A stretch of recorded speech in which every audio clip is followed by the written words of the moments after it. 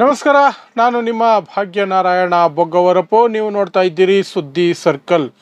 ಧರ್ಮಸ್ಥಳದಲ್ಲಿ ನಡೀತಾ ಇರುವಂತಹ ತನಿಖೆ ಇದೆಯಲ್ಲ, SIT ಮೂಲಕ ಒಂದು ತನಿಖೆಯನ್ನು ಮಾಡ್ತಿದ್ದಾರಲ್ಲ. ಒಬ್ಬ ವ್ಯಕ್ತಿ ಬಂದು ನಾನು ನೂರಾರು ಹೆಣಗಳನ್ನು, ಅಟ್ಲೀಸ್ಟ್ 70-80 ಹೆಣಗಳನ್ನು ಹೂತು ಹಾಕಿದ್ದೀನಿ, ಯಾರದೋ ಆಜ್ಞೆಯ ಮೇರೆಗೆ ಹೂತು ಹಾಕಿದ್ದೀನಿ, ಈಗ ನನಗೆ ಪಾಪ ಪ್ರಜ್ಞೆ ಕಾಡ್ತಾ ಇದೆ, ಅದೆಲ್ಲವನ್ನು ತೋರಿಸ್ತೀನಿ, ಆ ಲೊಕೇಶನ್ ತೋರಿಸ್ತೀನಿ, ಆ ಜಾಗ ತೋರಿಸ್ತೀನಿ ಬನ್ನಿ ಅಂತ ಹೇಳಿ ಬಂದು ದೂರು ಕೊಟ್ಟು ತನಿಖಾ ತಂಡದ ಜೊತೆಯಲ್ಲಿ ಓಡಾಡಿಕೊಂಡು ಆ ಸ್ಥಳಗಳನ್ನು ತೋರಿಸುವಂತಹ ಪ್ರಯತ್ನ ಮಾಡ್ತಿರುವಂತಹ ಪ್ರಕರಣ ನಿಮಗೆಲ್ರಿಗೂ ಗೊತ್ತೇ ಇದೆ.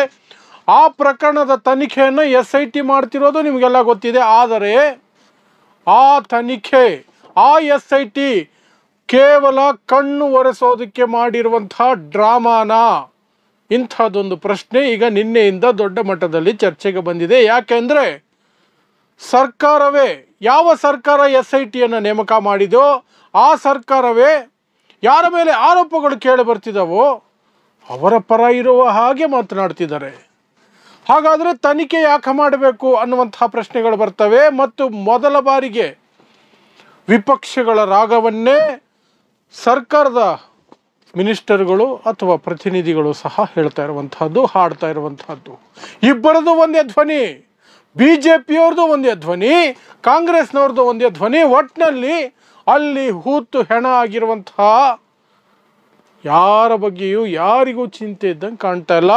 ಯಾವನದೋ ಒಬ್ಬನನ್ನು ರಕ್ಷಣೆ ಮಾಡಬೇಕು, ಇದು ಮಾತ್ರ ನಮ್ಮ ಉದ್ದೇಶ ಅಂತ ಎರಡೂ ಪಕ್ಷಗಳು, ಆಡಳಿತ ಪಕ್ಷ ವಿರೋಧ ಪಕ್ಷ, ಜಿದ್ದಿಗೆ ಬಿದ್ದಂಗೆ, ಪೈಪೋಟಿಗೆ ಬಿದ್ದಂಗೆ ಆರೋಪಿಗಳಾಗಬಹುದಾದವರ ರಕ್ಷಣೆಗೆ ಬಂದು ನಿಂತಿದ್ದಾರೆ ಅಂತ ತೋರಿಸ್ಕೊಳ್ತಿದ್ದಾರೆ. ಸೊ ಏನೆಲ್ಲ ಅದಕ್ಕೆ ಪುಷ್ಟಿ ನೀಡ್ತಿರುವಂತಹ ಹೇಳಿಕೆಗಳೇನು, ಯಾರ್ಯಾರು? ಅದರಲ್ಲಿ ಮುಖ್ಯವಾಗಿ DK ಶಿವಕುಮಾರ್ ರಾಜ್ಯದ ಉಪಮುಖ್ಯಮಂತ್ರಿ ಬೇಜವಾಬ್ದಾರಿಯುತವಾದ ಹೇಳಿಕೆ ಕೊಟ್ಟಿದ್ದಾರೆ.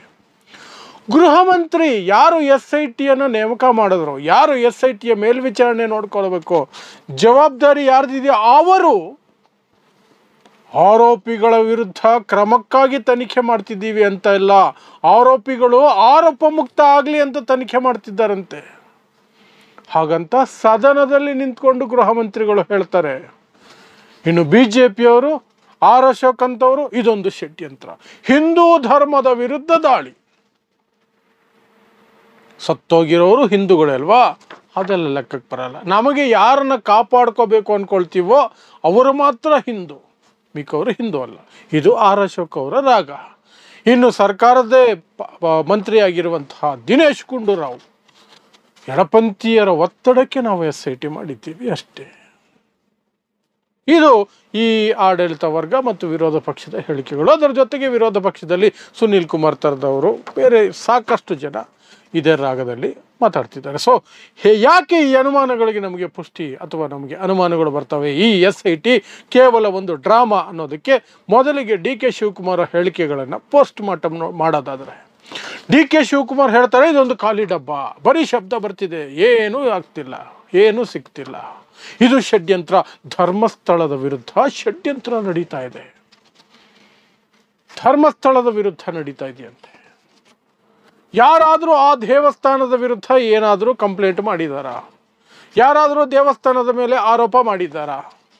ಯಾರಾದರೂ ಆ ದೇವಸ್ಥಾನದ ಕುರಿತಾಗಿ ಎಲ್ಲಾದರೂ ಚರ್ಚೆ ಮಾಡಿದ್ದಾರಾ? ಆದರೂ ಸಹ ಬೇಕು ಅಂತ ಇವರ ರಕ್ಷಣೆಗೆ, ಇವರ ಕವಚವಾಗಿ ಆ ದೇವಸ್ಥಾನವನ್ನು ಬಳಸ್ಕೊಳ್ತಿದ್ದಾರೆ. ದೇವಸ್ಥಾನದ ವಿರುದ್ಧ ಷಡ್ಯಂತ್ರ ಅನ್ನುವ ರೀತಿಯಲ್ಲಿ ಬಿಂಬಿಸುವ ಮೂಲಕ ಜನರ ಅಭಿಪ್ರಾಯವನ್ನು ದೂರುದಾರರ ವಿರುದ್ಧವೇ ತಿರುಗಿಸಿ ಬಿಡುವಂತಹ ಕುತಂತ್ರದ ನಾಟಕ ಇದು. ಕುತಂತ್ರದ ನಾಟಕ DK ಶಿವಕುಮಾರ್ದು, ಕುತಂತ್ರದ ನಾಟಕ. ಯಾಕೆಂದ್ರೆ ಇವರು ಅವಾಗ ಹೋಗಿ ಕಾಲಿಗೆ ಬಿದ್ದು ಬರ್ತಾರಲ್ಲ, ಅದಕ್ಕೆ ಆ ಋಣ ತೀರಿಸೋದಕ್ಕೆ, ಆ ಆಶೀರ್ವಾದವನ್ನು ನಿರಂತರವಾಗಿ ಪಡ್ಕೊಳ್ಳೋದಕ್ಕೆ ಉಪಮುಖ್ಯಮಂತ್ರಿ ಆಗಿದ್ದವರು, ಉಪಮುಖ್ಯಮಂತ್ರಿ ಆಗಿರುವವರು, ಸರ್ಕಾರದ ಭಾಗವಾಗಿರುವವರು ಹೇಳಬೇಕಾಗಿರೋದೇನು ಗೊತ್ತಾ? ತಪ್ಪಿತಸ್ಥರು ಯಾರೇ ಆಗಿರಲಿ, ತಪ್ಪು ನಡೆದಿದ್ದರೆ ಅವರ ವಿರುದ್ಧ ಕಠಿಣ ಕ್ರಮ, ಯಾವ ಭೇದ ಭಾವನೂ ಇರಲ್ಲ, ಕಾನೂನಿನ ಮುಂದೆ ಎಲ್ಲರೂ ಒಂದೇ, we will punish who ever it is ಅಂತ ಹೇಳಬೇಕಾಗಿತ್ತು. ಬಟ್ ಇವರು ಆ ಥರ ಅಲ್ಲ, DK ಶಿವಕುಮಾರ್ ಆ ಥರ ಅಲ್ಲ. ಯಾರೋ ಹೆಣ್ಮಕ್ಳು ಊತ ಹಾಕಿದಾರಂತೆ ಊತ ಹಾಕ್ಕೊಂಡು ಹೋಗ್ಲಿ, ಯಾರೋ ಹೆಣ್ಮಕ್ಳನ್ನ ರೇಪ್ ಮಾಡಿದಾರಂತೆ ಮಾಡ್ಕೊಂಡು ಹೋಗ್ಲಿ, ಏನೀಗ ನನಗೆ ಓಟು ಬರುತ್ತೆ ಆ ರೀತಿ ನಾನು ನಡ್ಕೊಳ್ತೀನಿ. ಓಟ್ ಮೈನಸ್ ಆಗೋ ರೀತಿ ಯಾವುದಕ್ಕೂ ನಾನು ಮುಂದೆ ಹೋಗಲ್ಲ. ನಾನು ಮುಂದೆ ಮುಖ್ಯಮಂತ್ರಿ ಆಗಬೇಕು. ಯಾವನು ಹೆಣ ಬಿದ್ದೋದ್ರೆ ನನಗೇನು, ಹೆಣ್ಮಕ್ಳು ರೇಪ್ ಆಗಿದ್ರೆ ನನಗೇನು, ಹೆಣ್ಮಕ್ಳನ್ನ ಹೂತು ಹಾಕಿದ್ರೆ ನನಗೇನು ಅನ್ನುವ ರೀತಿಯಲ್ಲಿದೆ ಇವ್ರ ಮಾತು. ಷಡ್ಯಂತ್ರ ಅಂತೆ. ಯಾರೂ ಸಹ ದೇವಸ್ಥಾನದ ಬಗ್ಗೆ ಮಾತಾಡ್ತಿಲ್ಲ. ಆದರೆ ಇವರಾಗಿ ಇವರೇ ಹುಟ್ಟಿಸ್ಕೊಂಡು BJPಯವರು, ಕಾಂಗ್ರೆಸ್ ಅವರು ಎಲ್ಲರೂ ನಾಚಿಕೆ ಮಾನ ಮರ್ಯಾದೆ ಇಲ್ಲದೇ ಇರೋ ವಿಚಾರನ ಇವರೇ ಎತ್ತಾಕಿ ಇವರೇ ಅದನ್ನು ಉಜ್ಜಿ ಜನರ ಮುಂದೆ ತರ್ತಿರೋದು. ಸೊ ಅಲ್ಲಿಗೆ SIT ಡ್ರಾಮಾ ಅನ್ನೋದು DK ಶಿವಕುಮಾರ್ ಅವರ ಮಾತುಗಳಲ್ಲಿ ಸ್ಪಷ್ಟವಾಗಿ ಅರ್ಥ ಆಗುತ್ತೆ. ಯಾಕಂದರೆ ಅವರು ಡಿಸೈಡ್ ಮಾಡ್ಕೊಂಡಿದ್ದಾರೆ ಅದು ಷಡ್ಯಂತ್ರ. ಏನೋ ಜನರಿಗೆ ಕಣ್ಣು ಒರೆಸೋದಕ್ಕೆ ಮೂಗುಗೆ ತುಪ್ಪ ಸವರದಂಗೆ SIT ಮಾಡಿ ಬಿಸಾಕಿದ್ದೀವಿ, ಅದು ಕ್ಲೀನ್ ಚಿಟ್ ಕೊಟ್ಬಿಟ್ರೆ ಮುಗಿದೋಗುತ್ತೆ ಅನ್ನೋದು ಇವ್ರ ಲೆಕ್ಕಾಚಾರ. ಆಮೇಲೆ ಇವ್ರು ಹೋಗಿ ಆವಾಗ ಕಾಲಿಗೆ ಬಿದ್ದು ಬರ್ಬೋದು, ಯಾವ ಅಡ್ಡಿನೂ ಇರಲ್ಲ. ಕಾಲಿಗೆ ಬಿದ್ದು ಅಷ್ಟು. ಇದು DK ಶಿವಕುಮಾರ್ ಕತೆ. ಇನ್ನು ಪರಮೇಶ್ವರ್ ಅವರು, ಇದು DK ಶಿವಕುಮಾರ್ ಹೊರಗಡೆ ಹೇಳಿದರೆ, ಪರಮೇಶ್ವರ್ ಅವರು ನಾನು ಗೃಹ ಮಂತ್ರಿ ಅಲ್ವಾ, ಈ SIT ನಾನು ಕಾನ್ಸ್ಟಿಟ್ಯೂಟ್ ಮಾಡಿದ್ದಲ್ವಾ, ಹಾಗಾಗಿ ನಾನು ಸದನದಲ್ಲೇ ಹೇಳ್ತೀನಿ ಅಂತ ಸದನದಲ್ಲೇ ಹೇಳಿಬಿಟ್ರು. ಏನು ಗೃಹ ಮಂತ್ರಿ ಏನು ಹೇಳಬೇಕಾಗಿತ್ತು? DK ಶಿವಕುಮಾರ್ ಅವ್ರ ವಿಚಾರದಲ್ಲಿ ಹೇಳದಂಗೆ ತಪ್ಪಿತಸ್ಥರ ವಿರುದ್ಧ ಅಥವಾ ತಪ್ಪಿತಸ್ಥರಾಗಿದ್ದರೆ ಯಾರೇ ಆಗಿರಲಿ ಕ್ರಮ ಕೈಗೊಳ್ತೀವಿ, ತನಿಖೆಯನ್ನು ನಿಷ್ಪಕ್ಷಪಾತವಾಗಿ ಮಾಡ್ತೀವಿ, ಅದಕ್ಕೆ SIT ಮಾಡಿರೋದು, ತನಿಖೆ ಆಗತ್ತೆ, ತನಿಖೆಯಲ್ಲಿ ಏನು ಸತ್ಯಾಂಶ ಹೊರಗೆ ಬರುತ್ತೋ ಅದರ ಆಧಾರದ ಮೇಲೆ ನಾವು ಕಠಿಣ ಕ್ರಮ ಕೈಗೊಳ್ತೀವಿ ಅಂತ ಹೇಳ್ಬೇಕಾ ಬೇಡವಾ? ಇವರು ಹಂಗೆ ಹೇಳಿಲ್ಲ. ಮುಸುಕುಧಾರಿ ಸುಳ್ಳು ಹೇಳ್ತಿದ್ದಾನೆ ಅಂತ ಗೊತ್ತಾದರೆ ಅವನ ವಿರುದ್ಧವೇ ಕ್ರಮ ಆಗುತ್ತೆ. ಮುಸುಕುಧಾರಿಗೆ ಇದು ಬೆದರಿಕೆ, ಇದು ದೂರುದಾರನಿಗೆ ಸಾಕ್ಷಿಗೆ ಇದು ಬೆದರಿಕೆ. ಪರಮೇಶ್ವರ್ ಅವರು ಆ ಮಟ್ಟಕ್ಕೆ ಇಳಿತಾರೆ.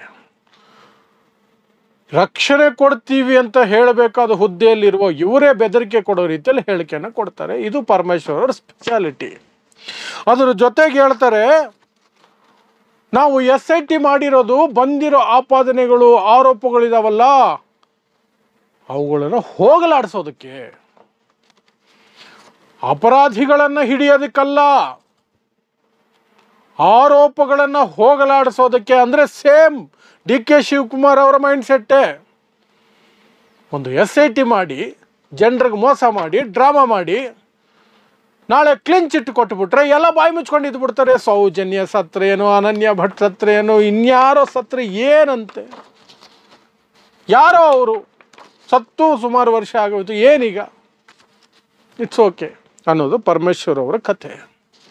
ಇನ್ನು ಅದೇ ಕಾಂಗ್ರೆಸ್ನ ಅದೇ ಜಿಲ್ಲೆಯ ಉಸ್ತುವಾರಿ, ದಕ್ಷಿಣ ಕನ್ನಡ ಜಿಲ್ಲೆಯ ಉಸ್ತುವಾರಿ ದಿನೇಶ್ ಗುಂಡೂರಾವ್, SIT ಮಾಡಿರೋದು ನಾವು ತನಿಖೆ ಮಾಡಿ ಸತ್ಯಾಂಶವನ್ನು ಹೊರಗೆ ತರೋಕೆ ಅಂತ ಹೇಳುವ ಬದಲು ಎಡಪಂಥೀಯರ ಒತ್ತಡದಿಂದಾಗಿ ನಾವು SIT ಮಾಡಿದ್ದೀವಿ ಅಷ್ಟೇ, ನಮ್ಮದೇನು ತಪ್ಪಿಲ್ಲ, ನಮ್ಮದೇನು ಪತ್ರ ಇಲ್ಲ, SIT ನಮಗೆ ಬೇಕಾಗಿರಲಿಲ್ಲ ಅನ್ನುವ ರೀತಿಯಲ್ಲಿ ದಿನೇಶ್ ಗುಂಡೂರಾವ್ ಅವರ ಹೇಳಿಕೆ. ಕಾಂಗ್ರೆಸ್ನವರೇ ಈ ನಾಟಕಗಳು, ಈ ಡ್ರಾಮಾಗಳು, ಈ ಮಾತುಗಳು ಹೇಳ್ತಾರೆ ಅಂದರೆ ಇನ್ನು BJPಯವರು ಇಂಥ ವಿಚಾರದಲ್ಲಿ ಬಿರ್ತಾರ? ಅವರು ಹಿಂದೂ ಧರ್ಮದ ವಿರುದ್ಧ ದಾಳಿ, ಹಿಂದೂ ಧರ್ಮದ ವಿರುದ್ಧ ಷಡ್ಯಂತ್ರ. ಆರ್ ಅಶೋಕ್ ವಿಪಕ್ಷ ನಾಯಕ, ಎಷ್ಟು ಜವಾಬ್ದಾರಿಯುತವಾದಂತಹ ಹುದ್ದೆಯಲ್ಲಿರುವಂತಹ ವ್ಯಕ್ತಿ, ಎಷ್ಟು ಜವಾಬ್ದಾರಿಯಿಂದ ಮಾತಾಡಬೇಕು, ಏನು ಮಾತಾಡಬೇಕು ಏನು ಮಾತಾಡಬಾರ್ದು ಅನ್ನೋದ್ರ ಬಗ್ಗೆ ಪರಿಜ್ಞಾನ ಇಟ್ಕೊಂಡು ಮಾತಾಡಬೇಕು. ಆದರೆ ಸಾಕ್ಷಿ ಮುಖವಾಡ ಧರಿಸ್ಕೊಂಡು ಓಡಾಡ್ತಿದ್ದಾರೆ ಸುರಕ್ಷತೆ ದೃಷ್ಟಿಯಿಂದ, ಗುರುತು ಪತ್ತೆಯಾಗದೇ ಇರಲಿ ಅಂತ. ಆದರೆ ಆರ್ ಅಶೋಕ್ ಬಹಿರಂಗವಾಗಿ ಆ ವ್ಯಕ್ತಿಯ ಹೆಸರನ್ನೇ ಹೇಳಿಬಿಡ್ತಾರೆ, ಆ ವ್ಯಕ್ತಿಯ ಎಲ್ಲಿನ ವ್ಯಕ್ತಿ, ಯಾವ ವ್ಯಕ್ತಿ ಎಲ್ಲವೂ ವಿವರಿಸ್ಬಿಡ್ತಾರೆ. ಇದು ಆ್ಯಕ್ಚುಲಿ ಕೇಸ್ ಆಗಲ್ವಾ? ಇದು ಸಾಕ್ಷಿಯ ವಿಚಾರಗಳನ್ನು, ಸಾಕ್ಷಿಯ ವಿಷಯಗಳನ್ನು, ಸೂಕ್ಷ್ಮ ವಿಚಾರಗಳನ್ನು ಹೊರಗಿಟ್ಟಿದ್ದಕ್ಕೆ ಕೇಸ್ ಆಗಲ್ವಾ? ಇದು ಅರೆಸ್ಟ್ ಆಗಬೇಕಲ್ವ ಆರ್ ಅಶೋಕ್? ಯಾರು ಮಾಡ್ತಾರೆ ಅರೆಸ್ಟು? DK ಶಿವಕುಮಾರ್ ಹೇಳ್ತಾರ ಅರೆಸ್ಟ್ ಆಗಲಿ ಅಂತ, ಗೃಹ ಮಂತ್ರಿ ಹೇಳ್ತಾರ, ಜಿಲ್ಲಾ ಉಸ್ತುವಾರಿ ಸಚಿವರು ಹೇಳ್ತಾರ, ಮತ್ತು ಇವರೆಲ್ಲ ಇಷ್ಟು ಮಾತಾಡ್ತಿದ್ರು ನಾನು ಏನು ಮಾಡೋಕ್ಕಾಗಲ್ಲ ಅಂತ ಸೈಲೆಂಟಾಗಿರೋ ಸಿದ್ದರಾಮಯ್ಯ ಮಾತಾಡ್ತಾರ. ಯಾರು ಮಾತಾಡಲ್ಲ. ಹಾಗಾಗಿ ಆರ್ ಅಶೋಕ್ ಏನು ಬೇಕಾದ್ರೂ ಮಾತಾಡ್ಬೋದು. ಆರ್ ಅಶೋಕ್ ಮಾತ್ರ ಅಲ್ಲ, ಈ ರಾಜ್ಯದಲ್ಲಿ ಧರ್ಮದ ವಿಚಾರನ ಮುಂದಿಟ್ಕೊಂಡು ಯಾರು ಏನು ಬೇಕಾದ್ರೂ ಮಾತಾಡ್ಬೋದು. ಹೆಚ್ಚು ಅಂದರೆ ಒಂದು FIR ಆಗುತ್ತೆ, ಸ್ಟೇಷನ್ ಬೇಲ್ ಸಿಗುತ್ತೆ, ಅಥವಾ ಕೋರ್ಟ್ಗೆ ಹೋಗಿದ ತಕ್ಷಣ ಇಮಿಡಿಯೇಟ್ ಬೇಲ್ ಸಿಗುತ್ತೆ. ಅರೆಸ್ಟ್ ಅಂತೂ ಆಗಲ್ಲ. ಆ ನಂಬಿಕೆಯಲ್ಲೇ ಇವರೆಲ್ಲ ಈ ಮಟ್ಟಕ್ಕೆ ಇಳಿದಿರೋದು. ಆ ಬೇರೆ ಪ್ರಕರಣಗಳಲ್ಲಿ ಆ ರೀತಿ ಇದ್ದರೆ, ಈ ಪ್ರಕರಣದಲ್ಲಿ ಸ್ವತಃ ಸರ್ಕಾರದವರೇ ನಾವು BJP ಥರನೇ ಅಂತ ತೋರಿಸ್ಕೊಳ್ತಿದ್ದಾರೆ, ನಾವು BJP ಥರನೇ ಅಂತ. ಸೊ ಎಲ್ಲ ದಿಕ್ಕುಗಳಿಂದ, ಯಾವುದೇ ದಿಕ್ಕಿಂದ ನೋಡಿದ್ರು ಸಹ, ಆಡಳಿತ ಪಕ್ಷ ನೋಡಿದ್ರು ಸರಿ, ವಿರೋಧ ಪಕ್ಷ ನೋಡಿದ್ರು ಸರಿ, ಈ SIT ಒಂದು ಡ್ರಾಮಾ ಅಂತ ನಿಮಗೆ ಅನ್ಸೋದಿಲ್ವಾ? ಡ್ರಾಮಾ ಅಂತ ಕಾಣಿಸಲ್ವಾ? ಈ ಪ್ರಶ್ನೆಗಳು ದಟ್ಟವಾಗಿ ಎದ್ದೇಳ್ತವೆ. ಒಂದಂತೂ ಸ್ಪಷ್ಟ ಆಗ್ತಿದೆ, ಯಾರಿಗೂ ಸಹ ಸತ್ಯ ಹೊರಗಡೆ ಬರೋದು ಬೇಕಾಗಿಲ್ಲ, ಯಾರಿಗೂ ಬೇಕಾಗಿಲ್ಲ. ಅವ್ರಿಗೆ ಬೇಕಾಗಿರೋದು ಯಾರೋ ಒಬ್ಬರನ್ನು ರಕ್ಷಣೆ ಮಾಡಬೇಕು. ಅದಕ್ಕೆ ಏನು ಬೇಕೋ ಅದನ್ನು ಮಾಡ್ತೀವಿ. ಜನರು ಕಣ್ಣೊರೆಸೋದಕ್ಕೆ ಮೂಗಿಗೆ ತುಪ್ಪ ಸವರ್ದಂಗೆ ಒಂದು SIT ಮಾಡಿದ್ದೀವಿ. ಅದರಿಂದ ಕ್ಲೀನ್ ಚಿಟ್ ಕೊಡಿಸ್ಬಿಟ್ಟು ಸೈಲೆಂಟ್ ಮಾಡಿಬಿಡ್ತೀವಿ ಎಲ್ಲಾನು. ಹೆಚ್ಚು ಅಂದರೆ ಕಂಪ್ಲೇಂಟ್ ಕೊಟ್ಟವ್ರ ಮೇಲೇ ಒಂದು ಕ್ರಮ ತಗೊಂಡು ಮಿಕ್ಕವರಿಗೆ ಒಂದು ಎಚ್ಚರಿಕೆ ಕೊಟ್ಬಿಡೋದು, ಇನ್ಮೇಲೆ ಈ ಥರ ಆರೋಪ ಮಾಡಿದ್ರೆ ಹುಷಾರು. ಆ ಪ್ಲ್ಯಾನ್ ಇದ್ದಂಗಿದೆ ಇವ್ರದ್ದು, ಆ ಪ್ಲ್ಯಾನ್ ಇದ್ದಂಗಿದೆ.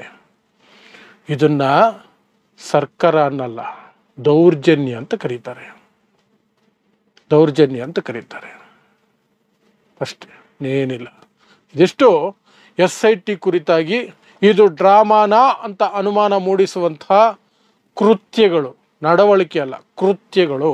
ಈ ಕೃತ್ಯಗಳು ಪ್ರಜಾಪ್ರಭುತ್ವಕ್ಕೆ ಮಾರಕ. ಇವರ ಮೌಢ್ಯಕ್ಕೆ, ಕೆಲವು ಮಂತ್ರಿಗಳ ಮೌಢ್ಯಕ್ಕೆ, ಸರ್ಕಾರದ ಪ್ರತಿನಿಧಿಗಳ ಮೌಢ್ಯಕ್ಕೆ, ಇವರು ಹೋಗಿ ಯಾರ್ದೋ ಕಾಲಿಗೆ ಬಿದ್ದು ಬರೋಕೆ SIT ಅನ್ನುವಂತಹ ಒಂದು ಡ್ರಾಮಾ ಮಾಡ್ತಿದ್ದಾರೆ ಅನ್ನುವಂಥ ಅನುಮಾನ ಮೂಡಿಸೋದಕ್ಕೆ ಈ ಹೇಳಿಕೆಗಳು, ಈ ಸಂದರ್ಭಗಳು ಎಲ್ಲ ಮ್ಯಾಚ್ ಆಗ್ತವೆ. ನೋಡೋಣ ಇವರು ಡ್ರಾಮಾನ ಯಾವ ಲೆವೆಲ್ಗೆ ತಗೊಂಡು ಹೋಗ್ತಾರೆ ಅಂತ. ಸತ್ಯಕ್ಕೆ ಸಾವಿಲ್ಲ, ಯಾವತ್ತೋ ಒಂದಿನ ಹೊರಗೆ ಬರುತ್ತೆ. ಅಂಥ ಆಸಾರಾಮ್, ನರೇಂದ್ರ ಮೋದಿ ಹೋಗಿ ಕಾಲಿಗೆ ಬೀಳ್ತಿದ್ದಂತಹ ಆಸಾರಾಮ್ ಇವತ್ತು ರೇಪ್ ಕೇಸ್ನಲ್ಲಿ ಜೈಲಲ್ಲಿದ್ದಾನೆ. ಅಂಥವ್ರು ಸುಮಾರು ಜನ ಇದ್ದಾರೆ. ಮೋದಿ ಹೊಗಳಿದವರೇ ಸುಮಾರು ಜನ ಇದ್ದಾರೆ, ಪ್ರಧಾನಿ ಹೊಗಳಿದವರೇ ಸುಮಾರು ಜನ ಇದ್ದಾರೆ. ನೀವೆಲ್ಲ ಏನು, ಸತ್ಯ ಹೊರಗೆ ಬಂದೇ ಬರುತ್ತೆ. ತಪ್ಪಿತಸ್ಥರಿಗೆ ಶಿಕ್ಷೆ ಆಗೇ ಆಗುತ್ತೆ. ಅದು ತಡ ಆಗಬಹುದು ನಿಮ್ಮಂಥವರ ನಾಟಕಗಳಿಂದ, ನಿಮ್ಮಂಥವರ ಸ್ವಾರ್ಥದಿಂದ, ನಿಮ್ಮಂಥವರ ಗುಲಾಮಗಿರಿಯಿಂದ. ಆದರೆ ಒಂದಲ್ಲ ಒಂದು ದಿನ ಸತ್ಯಕ್ಕೆ ಜಯ ಆಗುತ್ತೆ, ಸತ್ಯಕ್ಕೆ ಜಯ ಆಗುತ್ತೆ ಅಷ್ಟೇ. ಸೊ ಇಂತಹದೇ ವಿಶೇಷ ವಿಶ್ಲೇಷಣೆಗಳಿಗಾಗಿ ನೋಡ್ತಾ ಇರಿ ಸುದ್ದಿ ಸರ್ಕಲ್. ನಾನು ನಿಮ್ಮ ಭಾಗ್ಯನಾರಾಯಣ ಬೊಗವರಪು.